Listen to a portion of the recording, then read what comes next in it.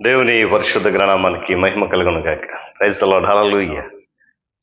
క్రీస్తునందు ప్రియులరా, దేవుడు తన మహాకృపను బట్టి మరొక నూతన ఉదయకాల సమయంలో వేకున్నట్టు రీతిగా ఆయన పాద సముఖంలో ఉండడానికి చక్కటి శ్రేష్టమైన విలువైన సమయాన్ని మా అందరికీ అనుగ్రహించిన విధానాన్ని బట్టి దేవుని పరిశుద్ధమైన గణనామానికి సమస్త మహిమ ప్రభావాలు కలుగునుగాక.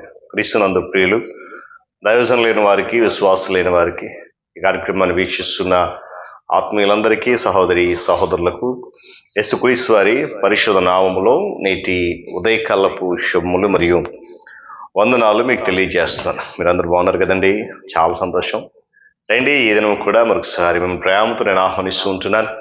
అనుదిన అభివృద్ధి ఉదయకాలపు ధ్యానాలు అనేటువంటి ఆధ్యాత్మిక కార్యక్రమంలో నాతో పాటు బైబిల్స్ కండి వాక్యాన్ని ధ్యానించి దైవ దీవెనలు పొందండి. ఉన్నాయి బైబిల్స్ దగ్గరలో తెరిచి చూడండి. లేని పక్షం చదివే మాట విని గ్రహించి వాక్యదానంలో పాలివక్షులు కండి. నేటి దిన ధ్యాన వాక్యంగా 119వ సంకీర్తన మొదటి చరణాన్ని చదువుతా ఉన్నాను.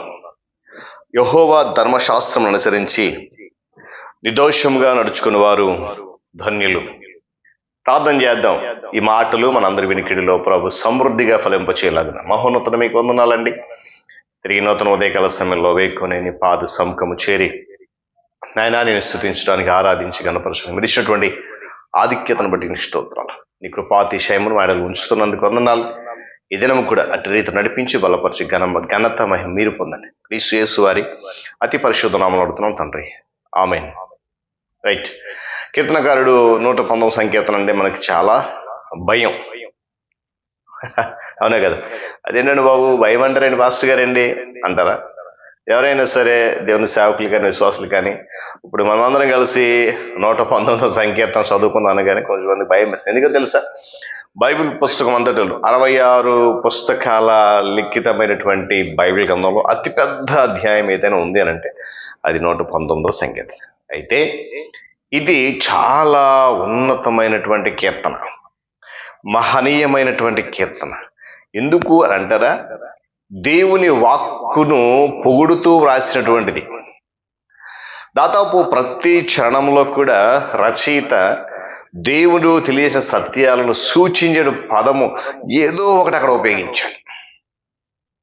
ఉపదేశము, వాక్కు, చట్టాలు, ఆజ్ఞలు మొదలైన పదాలు ఏమండి హీబ్రూ అక్షరమాల 22 అక్షరాలతో ఈ కీర్తన 22 భాగాలుగా విభజించబడింది. ఒక భాగంలోని ప్రతి చరణం ఆ భాగాన్ని సూచిస్తున్న అక్షరంతోనే ఆరంభమయ్యే విధంగా ఈ కీర్తన 22 ముత్యాల సరాన్ని పోలి ఉంది. ఇది విశ్వాసులకు దేవుని వాక్కు విషయం, స్తుతి విషయం, ప్రేమ ఉపయోగం గురించినటువంటి సత్యాన్ని వివరిస్తూ ఉంటుంది. ఈ కీర్తనలో రచయిత మీరు గమనించాలి, దేవుని వాక్కును తన జీవితంలోనికి అన్వయించుకుంటున్నాడు. తన జీవితంలో ఉపయోగించుకున్నట్టుగా మనము కూడా చేయడమే నిజమైన ఆధ్యాత్మిక జీవితానికి మార్గం. ఈ సందర్భంలో యేసుక్రీస్తు వారు సజీవమైన దేవుని వాక్కు అని, దేవుడు మనుష్యులకు చెప్పాలనుకున్నది ఆది అంతము ఆల్ఫా ఓమేగా ఆయనేనే అనేటువంటి సంగతిని మనము గుర్తించుకోవాలి. ఎందుకంటే ఆ వాక్కును అనుదినము ధ్యానిస్తూ ఆ వాక్కును అనుసరించి నిర్దోషులుగా నడుచుకుంటే ధన్యులు అని దీనికి వాక్యం జ్ఞాపకం చేస్తూ ప్రియులరా, యేసుక్రీస్తు ప్రభువారు ఆయనను దేవుని లిఖిత వాక్కును వేరు చేయడం సాధ్యం కాదు. పాత నిబంధనగా ఉన్నటువంటి దేవుని వాక్కు లేక బైబిల్లో ఉన్నటువంటి దేవుని వాక్కులు రక్షణ అనుభవానికి నడిపించిన క్రీస్తు ప్రభువారిని ఇరువురిని కూడా వేరు చేసి చూడడం అనేది సాధ్యము కాదు. ఆ వాక్కును మన జీవితంలో అనుసరిస్తూ ఉండడమే, లేక ఆ వాక్కును మన జీవితంలో ఉపయోగించుకున్నప్పుడు యేసుక్రీస్తు ప్రభువారి నుంచి ప్రభావము కానీ బలము కానీ కృప మనకు సరఫరా అవుతుందనే విషయాన్ని జ్ఞాపకం చేసుకోవాలి. దేవుని వాక్కు పట్ల ఉన్నటువంటి ప్రేమ, ఆయన వాక్కు పట్ల ఉన్నటువంటి శ్రద్ధ, ఆయన వాక్కు పట్ల ఉన్నటువంటి ఆ ఆనందాన్ని మనలో పెంచుతూ ఉన్నప్పుడు, పెరగనిస్తూ ఉన్నప్పుడు యేసుక్రీస్తు ప్రభువారి పట్ల కూడా మన ప్రేమ అనుదినము అధికమవుతూ మన బ్రతుకులో కృపా పుష్పాలని వికసిస్తూ ఉంటాయి. గమనించాలి. చూడండి, మొదటి సంకీర్తన మొదటి 3 చరణాల్లో ఉన్నటువంటి ముఖ్య అంశం ఉంది. అక్కడ టూకీగా వర్ణించబడినటువంటి ధన్యతకు దారి ఇక్కడ అనగా 119 సంకీర్తనలో పూర్తిగా వెల్లడైంది. ఇక్కడ మొదటి చరణంలో ఈ కీర్తన అంతటిలో కూడా ఉపదేశము అని తర్జుమా చేయబడినటువంటి హీబ్రూ పదాలు గమనించాలి ఉదయకాల సమయంలో. ఆ హీబ్రూ పదాన్ని ధర్మశాస్త్రం అని కూడా రాయొచ్చు. ఆ పదానికి 2 అర్థాలు ఉన్నాయి. మనుషులకు దీవెనలు కలగడం దేవునికి చాలా ఇష్టం, ప్రీతి పాత్రమైన కనుక ఆయన తన వాక్కును మనకి ఇచ్చాడు. అందుకే మాట, ఆ వాక్యమే శరీరధారి అయి మన మధ్య కృపా సత్య సంపూర్ణుడిగా జీవించాడు. దేవుని స్తోత్రం చెప్పండి, హల్లెలూయా. అయితే వాక్కును ఊరికే మనలో ఉంచుకోవడం వల్ల, వాక్కును ఊరికే చెవులు అప్పగించి వినడం వల్ల, వాక్కును ఊరికే అందరికీ ప్రకటించడం వల్ల, ఉపదేశించడం వల్ల ధన్యులం కాదండి. అదేంటండి మీరే చెప్తున్నారు కదా, మరలా కాదంటారేంటి? ఎస్, దాని ప్రకారం చేయడం వల్ల మాత్రమే ధన్యత కలుగుతుంది. ఏమండి, మనలో ఉంచుకున్నాం మంచిదే, వింటున్నాం అనేది మంచిదే, దాచుకోవడం అనేక ప్రకటిస్తున్నాం మంచిది. మరి అనుసరిస్తున్నామా? అనుసరిస్తేనే నీకు ధన్యత అని నాకు వాక్యం చాలా స్పష్టంగా జ్ఞాపకం. వీళ్ళు గమనించండి, ఆ పవిత్రతలో నుంచి ఆనందం కలుగుతుంది, పరిశుద్ధ జీవితం నుండి ఆ సంతోషం అనేది మనలోకి వస్తుంది. విశ్వాసులుగా ఉన్నటువంటి వారు దేవుని వాక్కునకు సంపూర్ణంగా కట్టుబడి ఉంటే, దేవుని వాక్కునకు సంపూర్ణ విధేయత చూపిస్తే, పూర్తిగా దానికి అనుగుణంగా తయారైతే ఏమండి శాశ్వతమైన ఆనందం చేకూరుతుంది. హల్లెలూయా చెప్పండి కదా, హల్లెలూయా. దేవుని అనుగ్రహాన్ని, దేవుని యొక్క బల ప్రభావాలను, దేవుని సన్నిధిని వెదకకుండా మనము దేవుని త్రావులలో నడుచుకోవడం, వాస్తవంగా ఆయన ఎంత ఎక్కువ వెదిగితే అంత ఎక్కువగా ఆయన మన అనుభవంలోకి వస్తాడు. ఆ బల ప్రభావాలను వెదకకుండా మనము దేవుని త్రావుల్లో నడవలేము. ఊహించుకుంటే సరిపోదండి. అందుకే మాట, యెహోవా ధర్మశాస్త్రం అనుసరించి నిర్దోషముగా నడుచుకుంటే ధన్యత. గమనించండి, విధేయత చూపడం మనం నేర్చుకోవాలి.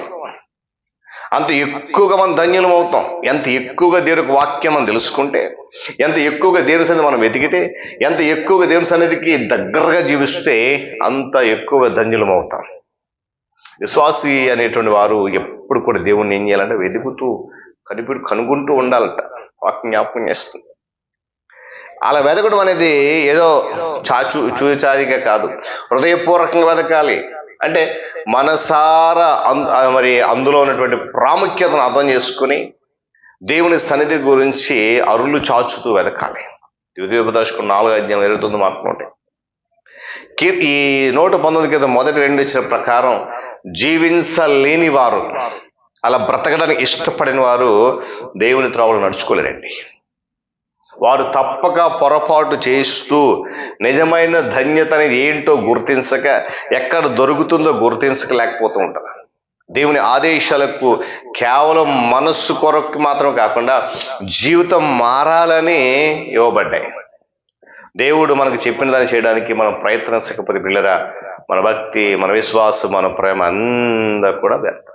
కనుక ఆయన వర్ణించిన ధన్య జీవితాన్ని కొంతవరకు అనుభవిస్తున్నాడు కీర్తనకారుడు. తాను ఇంకా పూర్తిగా అనుభవించాలని కోరుకుంటూ ఉన్నాడు. ఏమంటే అయితే అతనికి తన బలహీనతలు, తనలో భ్రష్ట స్వభావము, తప్పులు తెలిసినప్పటికీ ఆ ధన్య జీవితాన్ని అనుభవించాలని మనస్ఫూర్తిగా ఉవ్విళ్ళూరుతున్నాడు. మన గురి ఏమిటో అది చాలా ప్రాముఖ్యం ప్రియులారా. ఈ ఉదయకాల సమయంలో మనం దేవుని ఈ గత సంవత్సరం అంతా కూడా దేవుని మాటలు మనం ఏం చేసాం తెలుసు, మనలో దాచుకున్నాం హృదయం భద్రంగా, మంచిది. సంవత్సరం అంతా విన్నాం, ఈ నూతన సంవత్సరం కూడా వింటున్నాం, ఇప్పటి వరకు వింటూనే ఉన్నాం, ఇంకా వినబోతూనే ఉంటాం.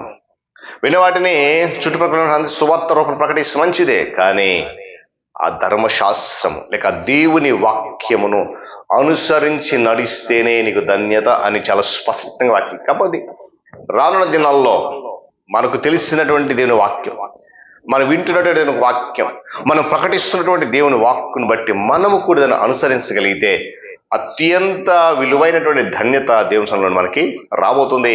ఆ ధన్యత కొరకు కనిపెడుతూ మన ప్రయాణం కొనసాగిద్దాం. పరిశుద్ధాత్ముడు మనకు సహాయం చేయను గాక. ప్రార్థన చేసుకుంది. మహోన్నతుడ మీకు వందనాలు. తిరిగి నూతన ఉదయకాల సమయంలో విలువైన నీ మాట కీర్తనకారుడు ద్వారా నిజమే నీ వాక్యాన్ని మాలో ఉంచుకుంటున్నాం, తెలుసుకున్నాం, వింటున్నాం, ప్రకటిస్తున్నాం, కానీ దాని ప్రకారం నడుచుకోలేకపోతున్నాం. ఈరోజు ఆ మాటల ద్వారా మమ్మల్ని గద్దించి హెచ్చరించని స్తోత్రాలు. విత్తబడిన ప్రతి మాట వింటున్న ప్రతి బిడ్డ జీవితంలో ఫలితంగా మార్చి నిరంతరం చేయండి. ఘనత మహిమ మీరు పొందండి. క్రీస్తు యేసు వారి శ్రేష్టమైన నామమున అడుగుతున్నాం తండ్రి, ఆమేన్. త్రియేక దేవుని దీవెన, ఆయన సన్నిధి కాపుదల సదాకాలం మనందరికి తోడు నడిపించును గాక. ఆమేన్.